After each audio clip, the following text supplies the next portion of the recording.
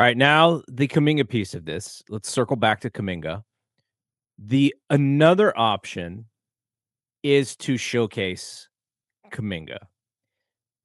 Mike Dunleavy went out in front of the media and basically said, "We are not trading this guy for 15 cents on the dollar, no matter what his demand is." I know some people took that to mean that, He has no about demand. Kuminga's trade value, and how, no one can trade anybody with the value being that low. It was more so that we believe his value is higher, and we're not going to trade him when his value is at the lowest, no matter what his demand and what his agent's demands are. We're not going to do it now. The the leverage is not there for us. That's more what that statement meant. I know people were trying to make it as a diss and everything, and in some ways it was a diss, but it was It more of a looks way worse on paper than how he said it. but it's more like people so adamantly hate Kuminga's agent, and I think rightfully so, if all you're looking at is what he tweets. And so they want to find a bad guy. Who's the boogeyman in this situation? Well, it's easy to blame Kuminga's agent. And I think some people definitely rightly put some of that blame on Steve Kerr because of his unwillingness to play JK. Some of it is on JK. Like JK, I know Draymond and Steph, and they say he's a good guy. Great. He Nice. also has got to be a professional.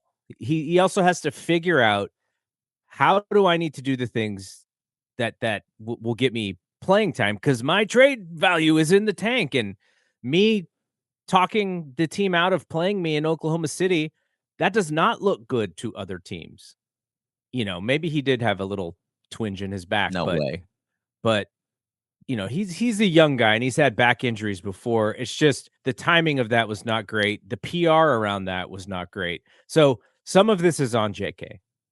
However, if you're looking at JK as purely a contract, I think they need to play him. And it's not going to be consistent. He's not going to have every game like last night. There are going to be some games where he's inconsistent and Kerr will pull him. That's just been the history. Like, I don't think we need to re-debate this. If you look on our YouTube channel, there's several videos saying, why won't play JK, going back several years since the beginning of this podcast.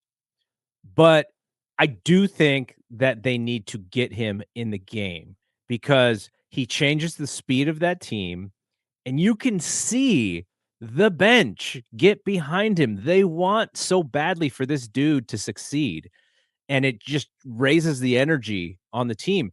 And I would love to see Steve do some more coaching with him. Like, you can't pull the guy aside every time there's a dead ball and tell him what to do. Like, just temperamentally, it's not great to do that to anybody.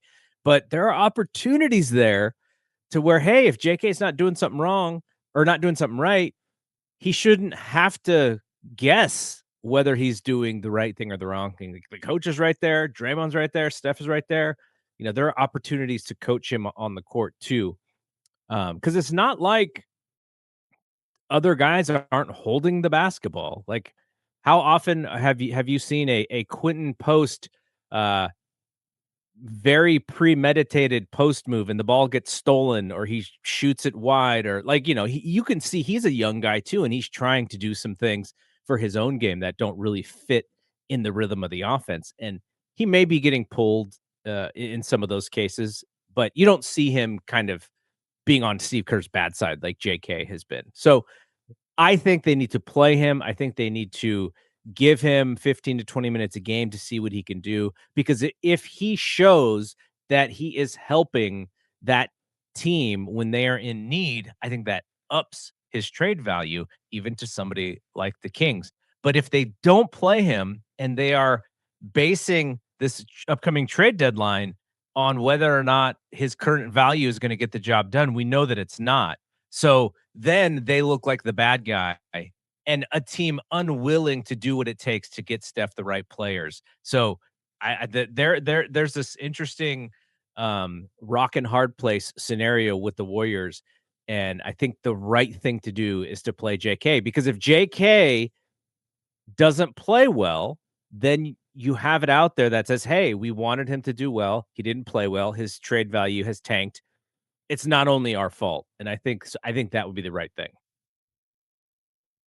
Yeah, I agree with what you said. I felt like I had a similar opinion to start the season, that it was clear they were going to trade him at the deadline and that they should feature him in the lineup so that he has trade value at the deadline. And they yanked him. But I get that, maybe there was more opportunity to win and you needed to do what you could to win because you had Jimmy and Steph healthy. And, Kuminga maybe was taking away from that in Kerr's eyes. So then he sat him. So I guess there is more opportunity now because it kind of feels like house money to give him some run so that he gets trade value. I don't know. Yeah, I mean, I agree with you. I just try to stay in like the Kerr, like try to guess how he's thinking based on, what he's shown us in the past. And if he goes, I think what's most likely is what you said, Kerr All-Stars. Guess who's not a Kerr All-Star? JK. JK is, has never ever been a Kerr All-Star. So, you know, um, if he does go that route, I mean, what was he basically almost kind of felt like a give up lineup with the lineup that brought them back. There was no Gee, no Pods, no Steph, no Draymond. It was like Kuminga and like Melton. So he yeah, I don't know.